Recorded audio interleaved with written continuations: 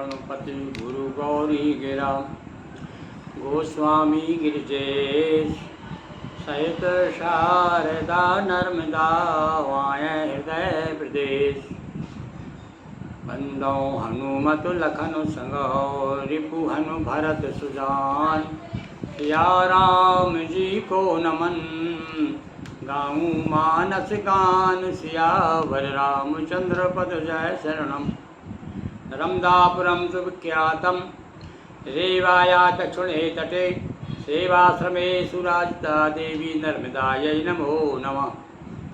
बोलिए नर्मदा मैया की जय, अखिलेश्वर महादेव की जय, हनुमान जी महाराज की जय। भगवान शिव पार्वती जी को समझा रहे हैं, हे प्रिय, भगवान के अवतार के अनेक कारण हैं, उनमें से कुछ एक कारण मैं आपको बता रहा हूँ। एक कारण तो जय विजय का हुआ कि जय विजय के श्राप से 3 जन्म तक भगवान को अवतार लेना पड़ा, क्योंकि 3 जन्म दिज वचन प्रमाणा। इसके बाद जलंधर की कथा बताई कि जलंधर को मारने के लिए वृंदा का छल से भगवान ने उसका पतिव्रत धर्म नष्ट किया। इसके कारण भी भगवान को उसके श्राप के कारण भी अवतार लेना पड़ा। क्यों? पिता सुश्राप हरिदीन प्रमाणार कौतुक निधि कृपालु भगवान। अब यहाँ भगवान को एक संज्ञा दे दी, काहे कि बोले भगवान कौतुक करते रहते हैं, कौतुकी हैं, बड़े बड़े लीलाएं करते हैं, नाटक करते हैं। अपन नाटक कहते हैं ना, असल मुका वो नाटक कहने में अच्छा नहीं लगता। क्या है, बोले भगवान लीलाएं कर रहे हैं, ये भगवान की लीलाएं हैं, ये उनके कौतुक हैं नाना प्रकार के। तहाँ जलंधर रावण भयऊ रन हति राम परम पद दयऊ। और यहाँ पर भी रावण होता है वो जलंधर। और इधर बता दिया कि 3 जन्म तक राक्षस हुए। तो उसके बाद में पहले तो कौन कौन से हुए? हिरण्यकश्यप और हाटकलोचन हुए, फिर रावण कुंभकर्ण हुए, और ये जलंधर को बताया कि ये रावण 3रे जन्म हुआ इसका, रावण का। तो एक जन्म कर कारण ये हाव जय लग राम धरी नर देहा। ए पार्वती, एक कारण तो है जिसके कारण नर देह यानी मनुष्य की देह धारण करनी पड़ी राम जी को। और प्रति अवतार कथा प्रभु केरी सुन मुनि भरनी कवि ने घनेरी।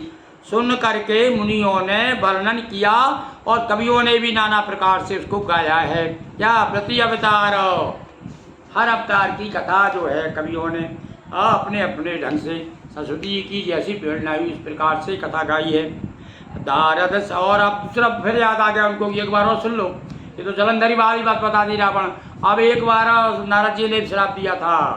अब वो ये भी आश्चर्य की बात है, लोग जब कहते भी नारद जी जैसे महामुनि महाभक्तो ये भी श्राप दी, बोले हाँ सुनिए। नारद श्राप दीन एक बारा कल्प एक तई लगी। ये कल्प की बात है, कल्प कल्प कल्प कल्प प्रति प्रभु अवतार ही, हर एक कल्प में अवतार लेते हैं भगवान।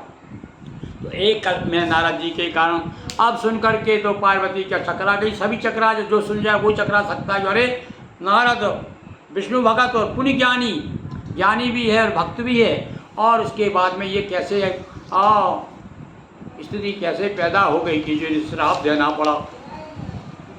कारण कवन साप मुनि दीना का अपराध रमापति कीना।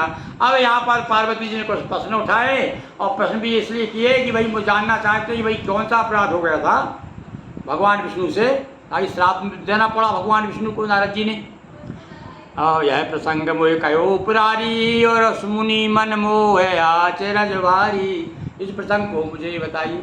जलंधर का तो थोड़ा सा उल्लेख किया, क्यों जलंधर के बारे में ज़्यादा पूछा नहीं पार्वती ने, पर यहाँ तो पूछ रही कि भैया नारद मोह कैसे हो गया, ये महाराज जी बताइए। अब ये नारद मोह का प्रसंग आगे चलेगा। तो बोले बिहस महेश तब ज्ञानी मूढ़ न कोई। यहाँ भाई ये बात हमारे काम की है। तो कभी कभी बीच बीच में कथा के माध्यम से गोस्वामी जी सिद्धांत की बात भी कर देते हैं, सिद्धांत बता देते हैं, कुछ नियम बता देते हैं, हमें क्या करना चाहिए, संसार के क्या नियम हैं, ये कथा के माध्यम से चलता रहता साथ साथ। तो क्या कहती है, अब देखो भगवान शिव क्या कहे। देखो तुम कह रहे हो कि ना ज्ञानी थे और भक्त थे, और ये मूर्ख जैसा काम कैसे कर दिया इन्होंने कि भगवान को श्राप दे दिया। तो अब देखो ऐसी बड़ी बड़ी गलती हम लोगों से भी हो जाती, तो तब तो ये मान करके अपने आप को संतोष करना चाहिए कि जय जस रघुपथ कर ही जब। हाँ, ईश्वर जिसको जैसा जिस समय करना चाहता है, तो किसको करना चाहता हर एक को सबके लिए करेंगे नहीं बोल। हम सब तो कर्म के वशीभूत हैं। जो भगवान के ज़्यादा निकट हैं, जो सही भक्त हैं भगवान के, जो उनके बिना जैसे जय बदे राखे राम ताई बद रहिए, इसको केवल कहते नहीं हैं, जीवन में उतारते भी हैं, उनके लिए फिर वो ध्यान रखते हैं भगवान।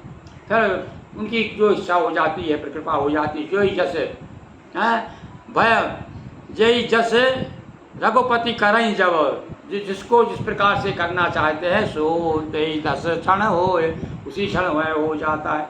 अब यहाँ पर सब बात भैया अपना बल खत्म हो गया है।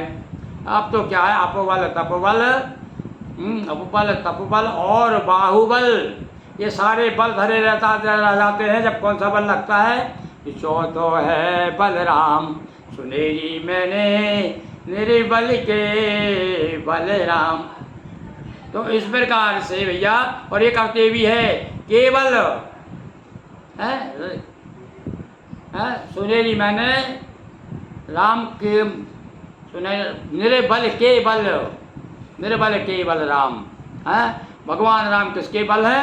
जो निर्बल है उनकी मदद करते हैं। और निर्बल कौन होते हैं? जिन्होंने अपने सारे बल भगवान को सौंप दिए हैं। बोलो आप ही जानिए है, आपके ऊपर है भाई जैसा है। जय विधि राखे राम ताई विधि राही रहिए। तो ये भावना वाला जो जब हो जाता है भक्त, तब फिर भगवान उसको अपनी कौतुक लीला द्वारा उसको कभी कभी नचाते भी हैं, उसकी परीक्षा भी लेते हैं। कहो राम गुण गात भरद्वाज सादर सुनो, भवभंजन रघुनाथ भज तुलसी तज मान भद। अपने आप के लिए कहते हैं, अरे तेरे अंदर ये तुलसी कुछ मान रह गया, कोई घमंड रह गया हो तो उसे छोड़ दे। अब तेरे मन में कोई विचार आ रहे हो तो इसलिए राम गुण गात भरद्वाज जी से याज्ञवल्क्य जी कह रहे हैं भरद्वाज सुनो। देखो अब कहाँ से कहाँ बात ले गए उन्होंने तुरंत। इधर साथ साथ कथा साथ साथ चल रही भाई, 3-3 4-4 श्रोता वक्ता हैं। इधर कैलाश पर बैठे हैं शिव जी, इधर इलाहाबाद में यानी भरद्वाज कहाँ बैठे, प्रयागराज में बैठे हुए हैं, और याज्ञवल्क्य जी वहाँ कथा हो रही है। और इधर गोस्वामी जी काशी जी में बैठे हुए हैं, और इधर यहाँ हम नर्मदा मंदिर में बैठे हुए हैं। इस प्रकार से भगवान की कथा चलती रहती, और भी आगे अनेक जगह न जाने कहाँ कहाँ इस समय राम की कथा हो रही होगी। तो भैया ये तो उनकी लीला को ही जाने, भयो भंजन रघुनाथ। इसलिए रघुनाथ क्या है? भाव भंजन, ये भैया पक्की मान्यता है, और इसलिए तो उनका भाव भंजन हो गया। तुलसीदास जी का तो निश्चित हुआ होगा भाव भंजन, हमारा हो ना हो भाई। हाँ, हमारा तो भावभंजन तो नहीं हो रहा, पर दुख भंजन जरूर हो जा रहा है। भावभंजन होगा जब देखेंगे, मरने के बाद किसे मालूम कहाँ जाते हैं, पर दुख भंजन जरूर हो रहा है। सारे दुख कहते हैं ना, कथो सुनेंगे मन से कथा, उसकी दूर होगी व्यथा। तो चलिए अपनी व्यथाएं को दूर करने के लिए फिर हम आगे चलेंगे। 124 दोहे तक आ गए हैं, और इससे आगे फिर हम आपको कल सुनाएंगे। बोलिए सियावर रामचंद्र की जय, पवन हनुमान की जय, पटुक भैरव देव की जय। हर हर नर्मदे हर हर महादेव, शंभु नमो पार्वती पते, हर हर महादेव।